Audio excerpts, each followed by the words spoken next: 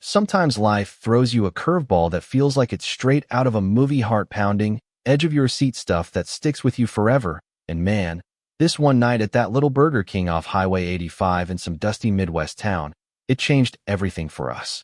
Picture this. The place goes dead quiet as these rough-looking guys start slamming trays and chairs around, zeroing in on my family like we're the main course, fries scattering everywhere. My little girl freezing up with her milkshake halfway to her mouth. Yeah, that kind of silence where you can hear your own heartbeat racing.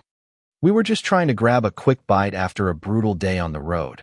But these locals, this crew led by a guy with a mean scar and a chip on his shoulder the size of Texas, they had other plans. All because we were outsiders rolling through their turf, stirring up old grudges about jobs going to folks from out of state. That small-town resentment bubbling over into something ugly. Let me back up a bit. I'm Mike Johnson. Used to be a welder back home until the plant shut down 6 months ago, leaving me scrambling for work anywhere that'd take me, dragging my wife Sarah and our kids, 8-year-old Lily with her big curious eyes, and 12-year-old Alex who's all bravado, but still a kid at heart, across state lines in our beat-up SUV packed with everything we owned. Sarah, she's the rock, always smiling through the worry lines, holding it together with coffee and quiet prayers, whispering to the kids that everything's gonna be fine as long as we're together. But deep down, I could see the fear in her eyes, the way unpaid bills and endless miles were wearing us thin. That Burger King felt like a lifeline that evening, golden lights glowing against the twilight, the smell of burgers and onion rings wrapping around us like a warm blanket. We piled into a booth, me slicing a burger for Lily while Alex built forts out of fry boxes, laughing like normal kids do. And for a moment, just a fleeting one, the weight lifted off my chest until those guys walked in. They weren't some cartoon villains. Now they were local hotshots, part of a loose gang that ran the underbelly of the town, fueled by booze and bitterness over how outsiders like us were stealing opportunities, or so they claimed. But really it was about control, about flexing in front of their buddies to feel big in a place where nothing much happened. The leader, Scar twisting his sneer, spots us right away, mutters something low that gets his crew chuckling, probably about our out-of-state plates or my worn-out work boots, and before we know it, they're sauntering over, dragging chairs with that screech that cuts through the chatter like a knife. "Move it, family man," Scarface barks, slamming his tray down so hard Lily's drink sloshes over, her little face crumpling as she shrinks into Sarah's side. I feel my blood boil, but I keep it steady. "We're eating here, plenty of spots open," I say, shifting to block them from the kids, my voice tight like a coiled spring. Alex balls his fists under the table, whispering "Dad?" with that mix of fear and fire, and Sarah grips my hand, her eyes pleading, "Don't make it worse," but surrendering. That would have gutted me, teaching my kids that bullies win without a fight, that dignity's just something you hand over when the odds suck. The whole place turns into a ghost town, truckers staring into their coffees, teens glued to their phones pretending not to see, even the manager peeking out, then ducking back like a scared rabbit. We're alone, outnumbered 6-1, the air thick with that sour tension where one wrong word could spark a brawl. Scarface leans in close, breath reeking of cheap beer, smirking as he yanks Alex's fry tower down. "What's the matter, kid? Cat got your tongue?" And I swear, in that moment, humiliation hits harder than any punch, churning in my gut because I'd promised Sarah we'd make it through this mess safe. But here we were, cornered in a fast food joint, my promise feeling as flimsy as a napkin. Then out of nowhere the low rumble starts outside, engines growling like distant thunder, building until it shakes the windows, and I recognize it instantly from my younger days hanging around bike shops. Harleys, a whole pack of them, rolling in formation, hope flickering in me like a spark in the dark. The door swings open, and in they stride, not charging like madmen, but with this heavy, deliberate silence that sucks the oxygen right out of the room. Leather vests patched with skulls and chains, boots thudding on the linoleum, led by this big guy we later called Grizz, weathered face like he'd seen 1,000 miles of bad road, eyes sharp and unyielding. They clocked the scene immediately as huddled, the gang circling like vultures, and without a word, Grizz pulls up a chair at the next table, his crew fanning out around us. Not aggressive, just there, a human wall of quiet power. One of them, a burly dude with a beard down to his chest, leans toward Lily with a surprisingly soft grin. Hey there, princess. Mind if we crash your party? And just like that, the tide turns. Scarface's smirk falters, his crew shifting uneasily as the balance flips. He tries to play it cool, chuckling fake loud, didn't know this was Grandpa's hangout. But Grizz doesn't bite, just stirs his coffee slow, clink clink against the cup, then locks eyes and says even, like gravel under tires, seats belong to who's in respect makes it easy, disrespect. Well, that complicates things. The words hang there, heavy, no threats, just truth, and you could feel the gang's bravado leaking out like air from a tire. Customers start breathing again, whispers rippling as the bikers hold the line, murmuring, thanks, under my breath, Grizz nodding without looking away from Scarface, muttering, families get their piece, end of story. Sarah squeezes my hand tighter, Lily's whimpers turning to wide-eyed wonder, Alex whispering, Dad, are they the good guys? And yeah, in that fluorescent-lit booth, they sure as hell were. The gang mutters, stands with a clatter, Scarface spitting this ain't over, as they slink out, tails between their legs, but we all know it's not done.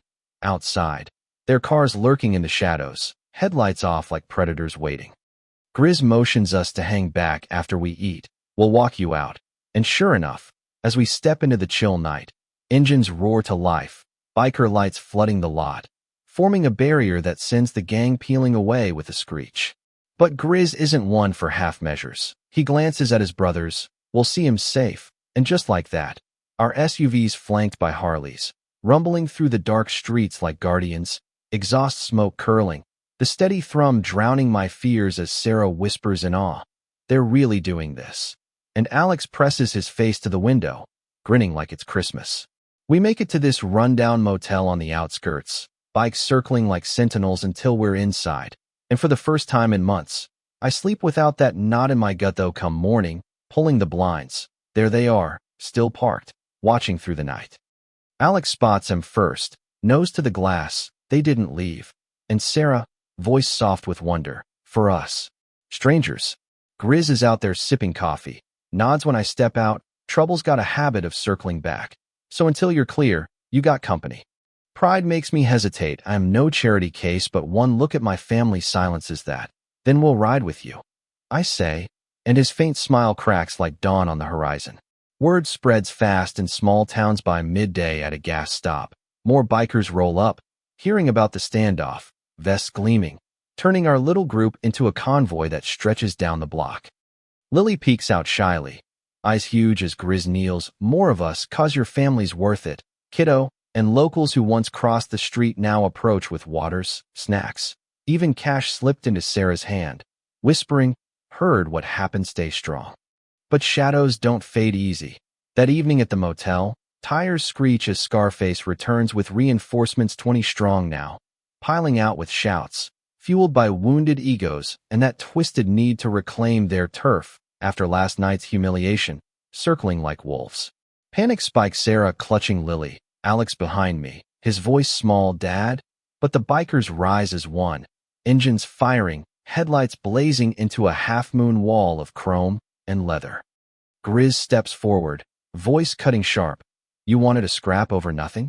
Now you're staring down something real, and the gang freezes, their yells dying under 80 unblinking stares, dark chuckles rippling from the riders like thunder.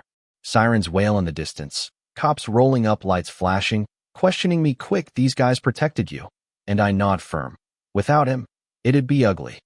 The lead cop eyes Grizz, tension thick as old rivals facing off, but then he extends a hand. Tonight, same team, Grizz grips it steady, and damn if that doesn't shatter every stereotype. Uniforms and leather shoulder to shoulder for once. Sarah blinking back tears, never thought I'd see the day. Morning comes, our SUV packed, but the roar greets us again, not a handful, but a full thunder of bikes lining the road, flags whipping, a spectacle that draws crowds as we roll out, Harleys enveloping us like armor, chrome flashing in the sun. Alex begs for a ride, ends up in a sidecar with goggles too big, laughing wild as wind whips his hair. Lily waves from the window, riders grinning back. Sarah holds my hand, whispering, they gave us back our hope. Townsfolk line the sidewalks, phones up, Words spreading like wildfire, strangers turning protectors, and at the edge of town, Grizz signals halt, the line forming across the highway like a farewell guard. I step out, air crisp, extend my hand. You didn't just save us, you reminded my kids people can be good. And he presses a small patch into my palm, a stitched eagle with iron wings. Keep it. A reminder. If trouble knocks, you ain't alone.